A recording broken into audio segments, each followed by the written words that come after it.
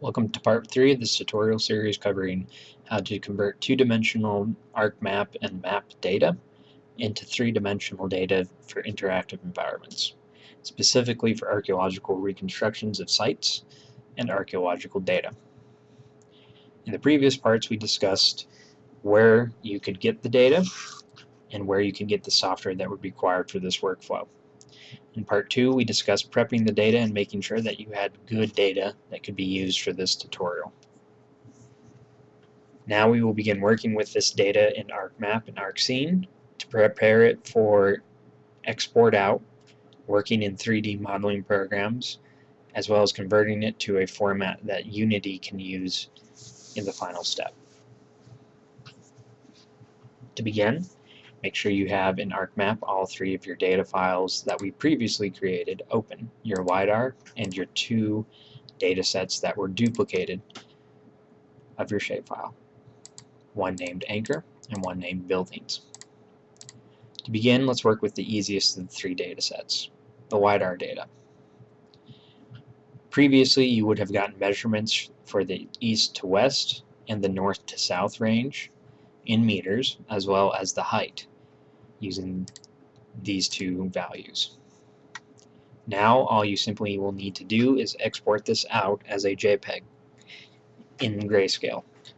Make sure that you have your shapefiles turned off, and you want to modify your box view as much as possible to just get as little of the data as possible in terms of the superfluous data, i.e. the white. Export your map out. Previously I've made one, however, we are doing another one for the purposes of this video. Make sure that your pixel ratio is under 4,000. You can overwrite a previous image like I'm doing here, name it something that you can remember, and save. With that being completed, that will be all the work we need to do with the LiDAR data until the next step. However, you will still need the LiDAR data to work with the other two data formats, so do not close it out yet. Let's start with Anchor. Anchor will be the shapefile that keeps these building locations in relation to the LiDAR data. In order to make it so that it keeps this relational data, we need to add anchor points to the terrain that we can identify when we get it into Unity Engine, i.e. we need to create anchor points. To do this, you simply have to modify the shapefile and add a few simple polygons, in this case rectangles, to the corners of the extent of your LiDAR data. At this stage, you want to get it as accurate as possible. However, there are multiple ways of doing this. I am just going to do a very quick example.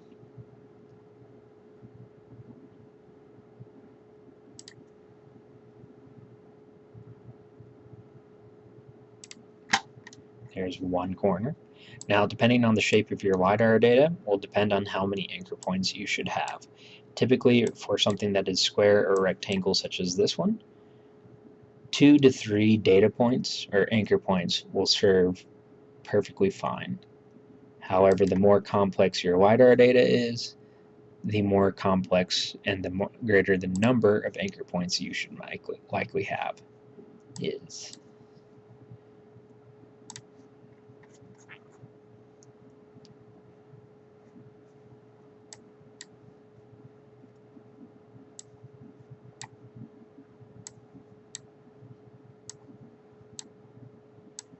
Size won't matter for these. In fact, the larger the better, because you have more area to be able to adjust. And these will not be seen in the final reconstruction. They are just going to be used for the purposes of placement once we get to Unity.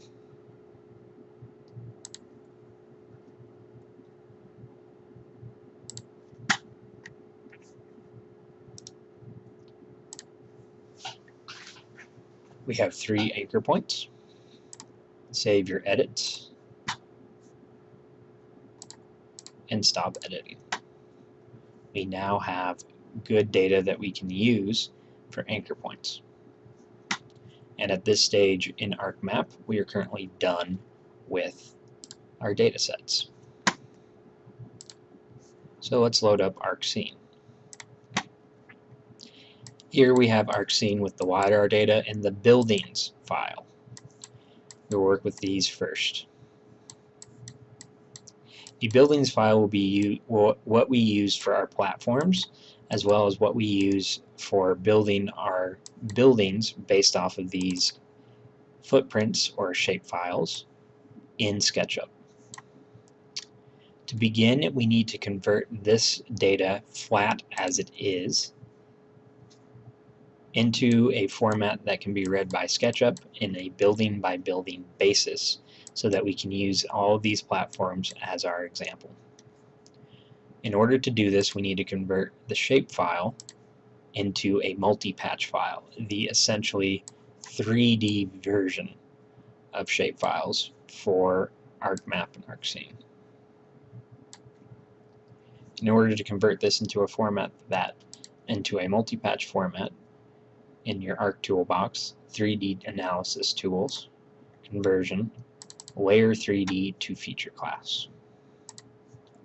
Select buildings.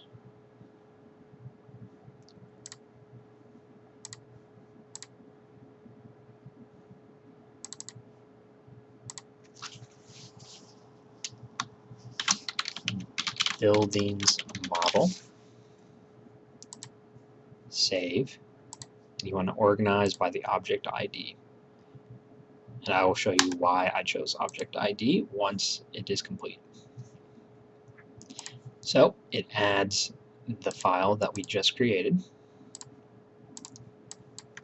There's no real difference to the multi-patch at this stage. It is just the flat platforms and essentially another version of this. However, if you right click and go to the data, it will show you that it's all in a multi-patch format.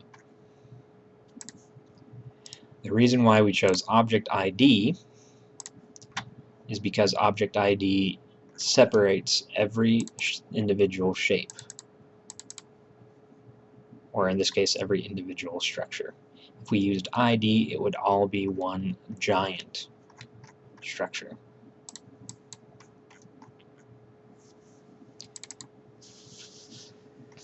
Now, depending on the complexity of your shapefile, you may need to enclose this data in order to be able to do the next step. In order to define the enclose the multi-patch, just go to your search tool, type enclose multi-patch.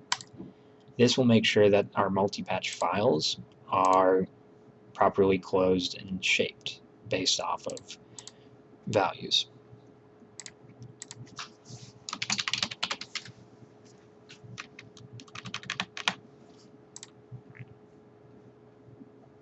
That grid size is perfectly fine. Click OK. And here it is going to enclose all of this data for us in a format that we can use for future reference.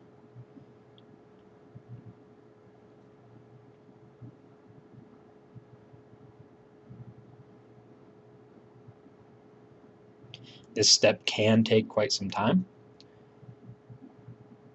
as it has to work through each and every single individual shape and determine the best values for enclosing them and making sure that their shapes are properly sized.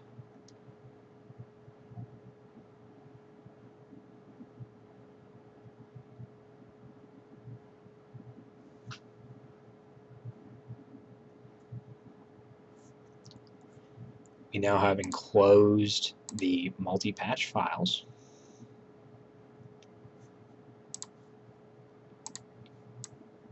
There's not really going to be too much of a difference based off of what you see. And now what we want to do is we want to export out each and every single one of these individual attributes or shapes as its own Coeda file. Coeda is a type of 3D model, and what you want to do for this step is under Arc Toolbox, Conversion Tools, to Collada, multi-patch to Collada.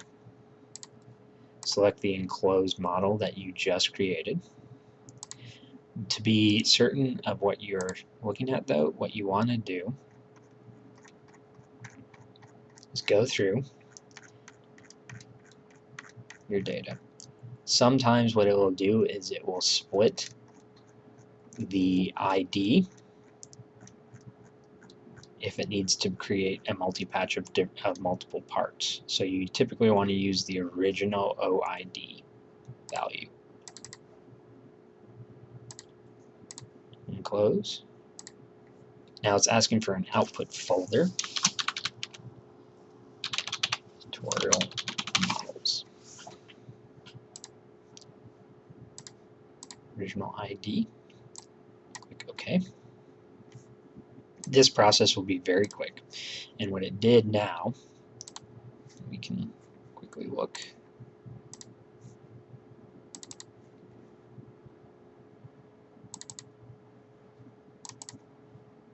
Oop, my bad. Since I only had one of the files selected, it only exported out that one file. In order to make sure this doesn't happen, make sure you have nothing selected. Let's try that again. And we'll name this one 2. Original ID.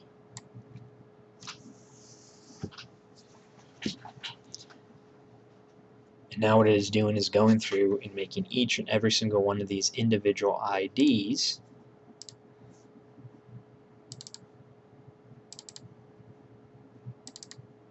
its own individual model file. So you see ID all the way down to 224, which correlates to the number of individual shapefiles and the number of individual buildings and structures that we have. So 224 will correlate with this structure.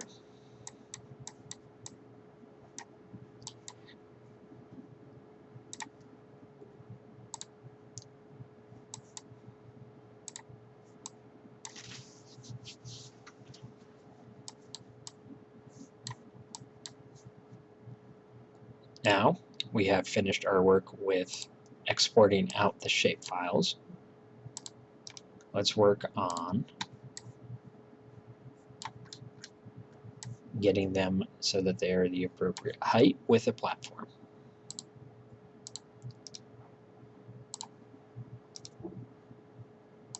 As we did previously, you want to give your LiDAR data a base height value.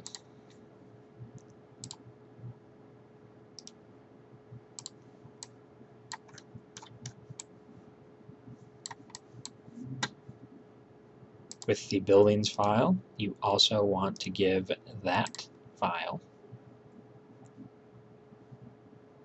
base heights based off of the LiDAR data that you currently have open. That will do is it will provide, as I mentioned previously, it will make your data so that it floats on the surface of the LiDAR data as it is given height. But you also want to do one additional thing for this buildings data, and you want to extrude that. Extrusion creates heights and platforms.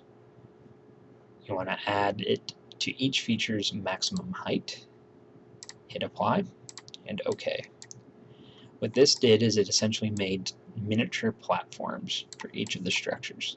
Assuming that you had extrusion features for each individual structure, you could potentially build very simplistic block structures in this fashion. However, for the purposes of this tutorial, we needed it shaped with platforms. As you did previously, you want to convert this to a multi-patch file.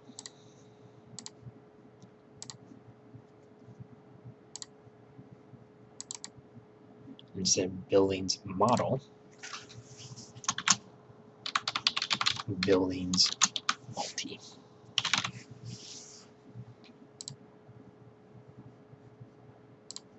By the object ID, hit OK. And now we have multi-patch files with our platforms. The last step of this tutorial, part 3, will be to work with our data that we created anchor points for. This data. Similarly, you want to give this data height based off the LiDAR. And occasionally it can help if you also extrude it.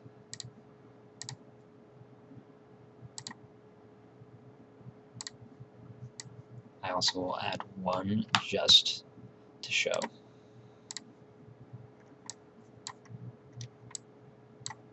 If you add one, it adds a value of 1 to the maximum height as well as the base. So if we wanted to say build basic block structures at a height of 5, voila.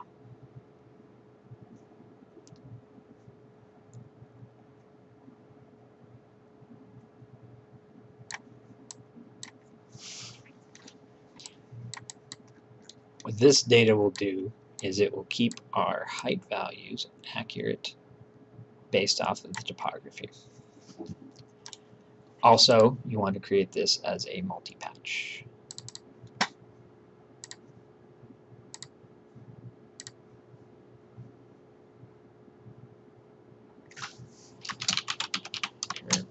Multi. Quick save.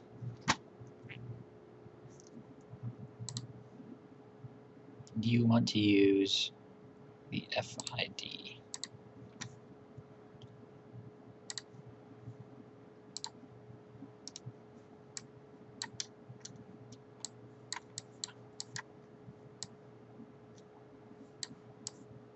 At this stage, all you will need to do now is export out your buildings multi and your anchors multi. Remove the 2 shapefiles and close out all but the first one that you wish to export out. Go to File, Export Scene, 3D. As you can see, I previously did a test. Your anchors. With any of this, you don't need to worry too much about it, nor do you need to worry about JPEG texture quality. Hit Export. In this case, I'm going to overwrite it, but I'm naming this one Anchors, as this is my anchor multi-patch.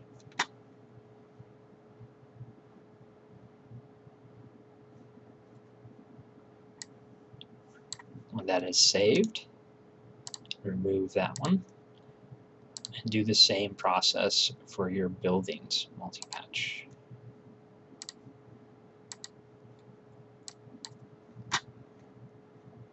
At this point, we have finished all of the work that we will need to do in ArcMap and ArcScene for the time being. Please continue on to part 4.